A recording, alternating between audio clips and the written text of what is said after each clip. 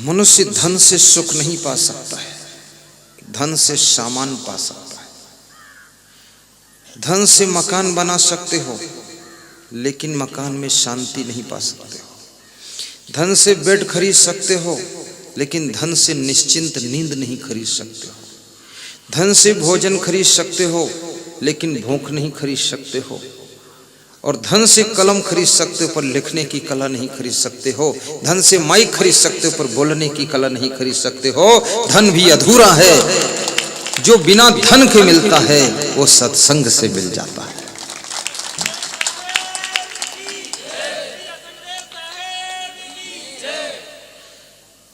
तुम 1 लाख रुपए लेकर भोपाल शहर में चले जाओ और कहो कि 1 लाख की शांति दे दो, कोई दुकानदार नहीं देगा। दुकानदार तुमसे कहेगा कि तुम 1 लाख हमसे ले लो, हमको शांति दे दो। दुकानदार को भी शांति नहीं, मिनिस्टर को शांति नहीं है, मुख्यमंत्री को शांति नहीं है। अब मुख्यमंत्री की पत्नी को तो बिल्कुल शांति नहीं। अपने अपने पतियों को भी संभालना पड़ता है।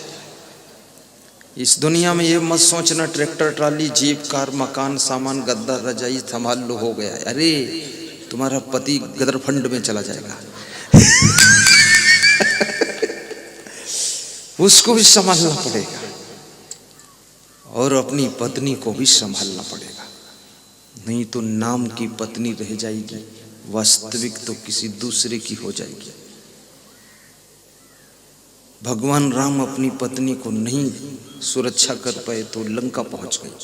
भगवान ने यह भी सिखा दिया कि तू तो इंसान है, मैं भगवान हूं तो भी धोखा खा गया, लेकिन तू धोखा मत खाना, कंट्रोल रखना सिखाया है। अपनी बहन को संभालना चाहिए, नहीं तो लंका से सुपर्णखा महाराष्ट्र नासिक पहुंच गई, वहां नाक कटा के बैठी। तो अपनी बहन को भी संभालो, भाई को भी संभालो। भाई को नहीं संभाल पाओगे, भाई तुम्हारे घर के सम्मान को डुबा देगा।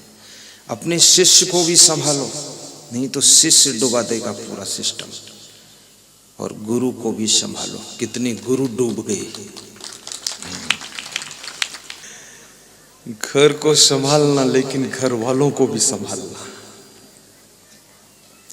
और जिस चीज को संभालने में तुम चूक जाओगे वो चीज तुम्हारे हाथ से चली जाएगी। अपने पद को भी संभालो, जो पद तुमको मिला है, अधिकार मिला है, सही ढंग से उस अधिकार का प्रयोग कीजिए। ज्यादा गलतियां करोगे अधिकार हाथ से खिसक जाएगा, सम्मान खिसक जाएगा, सुविधाएं खिसक जाएंगी। और ये भी याद रखना, अपनी सुविधाओं को भी संभालो। यदि तुमको सुविधाएं मिली हैं तो सुविधा के योग्य बनो। अगर सुविधा की योग्यता प्राप्त नहीं करोगे ऐसी, तो थोड़े दिन में सुविधा तुम्हारी कट होने वाली है। उल्टा पलटा काम मत करो। कितने लोगों को बहुत बड़ा सम्मान का पद मिला, उन्होंने उल्टा पलटा काम बंद ही नहीं किया, सम्मान का पद खत्म हो गया। और कितने लोगों को बहुत बड़ी सुविधा मिली, फैसिलिटी मिली, व्यवस्था मिली, उन्होंने ध्यान नहीं दिया, अपनी उल्टी गंगा बहाते रहे, आखिर वो सुविधाएं कट हो गई। सम्मान मिल रहा है तो ज्यादा सावधान हो जाइए, और सम्मान नहीं मिल रहा तो फिर ज्यादा सावधानी की जरूरत नहीं, क्योंकि जीरो पर तो खड़े ही हो। आकाश में हवाई जहाज में उड़ रहे हो तो अब ज्यादा सावधान रहने की जरूरत है, क्योंकि गिरे तो चकनाचूर। लेकिन जमीन पर खड़े हो, ज्यादा सावधानी की जरूरत नहीं, गिरे तो मिट्टी लग जाएगी, झाड़ लोगे, खत्म कहानी हो जाएगी। और ऊपर से गिरोगे तो मिट्टी के टट्टी भी निकल जाएगी, सब हालत खराब हो जाएगी।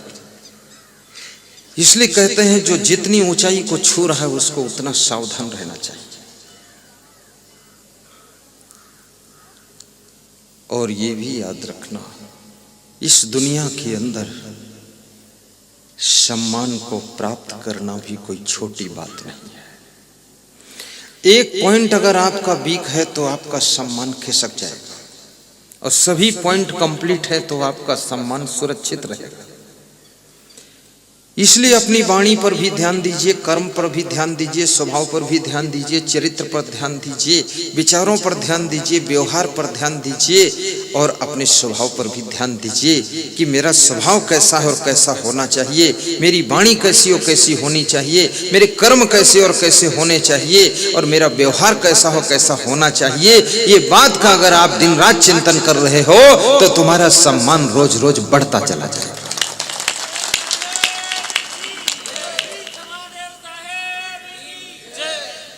बड़ी मजे की बात है, एक साधारण आदमी चुनाव लड़ करके विधायक बन जाता है और विधायक से मिनिस्टर बन जाता है और मिनिस्टर के बाद चुनाव हार जाता है और हार करके फिर जैसा का तैसा हो जाता है। ऐसा क्यों हुआ? इसकी ऐसी तैसी कैसे हो गई? इसकी ऐसी तैसी कैसे हुई? इसकी जैसी तैसी हो गई, पहले जैसी थी वैसी हो गई। क्यों हो गई? इसके पीछे भी रीजन है। जब वो विधायक नहीं बना था तो सबके नाम पुकार कर बुलाता था कि आइए तेज सिंह, आइए भंवर सिंह। विधायक बन गया तो सबको भूलने लग गया, अहंकार। मिनिस्टर बन गया तो सबको मिलना ही बंद कर दिया। तुम उसके यहां मिलने जाओ तो पीछे के रास्ते से निकल गया। उसके चपरासी बोल रहे हो तो चले गए है ही नहीं। अब तुम बेवकूफ बने खड़े हो तो तुमने भी सोच लिया 5 साल हम बेवकूफ और चुनाव आएगा तो तुम बेवकूफ, पता चलेगा। जो स्वभाव उसका, जो आचरण, जो व्यवहार, जो मधुरता, जो निष्ठा विधायक बनाती है, अगर वो निष्ठा मंत्री बनने के बाद भी बनी रहे तो उसको हराने वाला कोई नहीं। लेकिन प्रभुता पाए काहि मद नहीं, ये तो कोई भगवान का रूप होगा, महान ज्ञानी। वो पद पा करके उसको मद नहीं आएगा, धन पाकर घमंड नहीं आएगा, कार में चलेगा पर अहंकार नहीं आएगा, नम्रता, सरलता।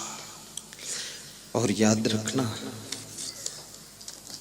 भगवान में तो यही सब गुण है और है क्या? भगवान के पास है क्या बताओ? कृष्ण भगवान गांव में चराते थे, नंद बाबा के यहाँ गांव में झोपड़ी में रहते थे, लेकिन भगवान क्यों माना गया? विभिन्न गुणों का गुलदस्ता उनका जीवन था, इसलिए उनको भगवान माना गया है। उनमें सरलता भी थी, नम्रता भी थी। इतने योग्य होते हुए गांव में चराने में संकोच नहीं किया है। आदमी थोड़ा सा कुछ हो जाता है तो वो तो गांव में चराना तो अलग है, गाय को छूने में संकोच करता है, झाड़ू लगाने में संकोच करता है। ये आपके देश के जो प्रधानमंत्री हैं, ये आरएसएस के कार्यालयों में झाड़ू लगाया करते थे और बहुत अच्छा झाड़ू लगाते थे। ये लाल कृष्ण आडवाणी की गाड़ी चलाया करते थे, ड्राइवर थे उनके, और गाड़ी का कीचड़ धोया करते थे। एक बार गाड़ी बहुत गंदी हो गई, धोकर साफ करके लगाया। आडवाणी भाषण करके आए तो बोले क्या गाड़ी दूसरी ही? बोले नहीं महोदय वही है, धोकर लाया। बोले स्नान? बोले कर चुके। बोले नाश्ता? बोले हो चुका, आपके लिए भी ले आया। तो आडवाणी ने कहा इतना सिंसियर मैन, इंटेलिजेंस, इसको तो पॉलिटिक्स में लाना चाहिए। ड्राइवर है, जिसको अच्छी तरह गाड़ी चलाना आता है, आज वो गाड़ी चलाने के बजाय देश चलाने लगा है। क्या बात है! कोई कल्पना नहीं कर सकता था। लोग कहते थे राजा महाराजे ही चला सकते हैं। आज इतना साधारण गरीब आदमी का बच्चा कहां पहुंच गया। लेकिन ये तब तक ही ऊंचाई पर रहेगा जब तक उसके अहंकार और प्रमाद नहीं आएगा। और जिस दिन उसके ऊपर अहंकार का प्रभाव आ गया, प्रमाद का प्रभाव आ गया, ऊंचे से नीचे वो भी खिसक के आ जाएगा। याद रखना, आदमी को कोई नीचे नहीं गिराता है। आदमी को नीचे गिराने वाला आदमी का ही अहंकार होता है, वो नीचे गिरा देता है। आदमी को कोई दूसरा आदमी ऊपर नहीं उठाता है। आदमी के भीतर छुपी हुई नम्रता, सरलता, सभ्यता, शालीनता, ये आदमी को ऊपर उठाते हैं और उसका अभिमान उसको नीचे गिरा देता है।